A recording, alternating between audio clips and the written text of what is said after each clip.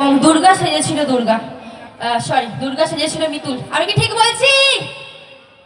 বৌদি ভাইরা এই তোমরা কোনো এখানে রিঅ্যাক্ট দেবে না, কারণ আমি জানি তোমরা সিরিয়ালের ব্যাপারে কিছু বোঝো না, কিছু জানো না।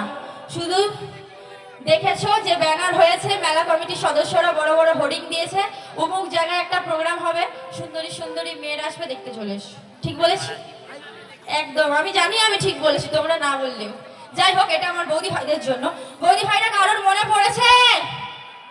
এমাই কি সবাই স্টার জলসা দেখতে ব্যস্ত, জি বাংলার একদমই না, সেটা একদমই না। সবার চয়েস, সবার টেস্ট সমান নয়। তো অনেকেই জি বাংলা দেখেন এখানের মধ্যে, আমি জানি। তো আমি সাউন্ড পেয়েছি 2-3 জনের, বাট কম। ঠিক আছে, চাপ নেই। তো ওই ছৌ নাচের গ্রুপে দুর্গা সেজেছিল মিতুল, এবং তার সঙ্গে আমরা 4 জন ছিলাম। তো যেহেতু আমরা মিতুলকে আমাদের ছৌ নাচের গ্রুপে দুর্গা সেজে লুকিয়ে থাকতে সাহায্য করেছিলাম, তাই জন্যই আমাদের থানায় ডেকে পাঠানো হয়েছিল সত্যি আমরা সেটা করেছিলাম কিনা জানার জন্য।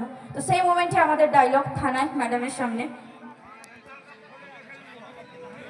সত্যি বলছি আমরা আমরা কিছু জানি না।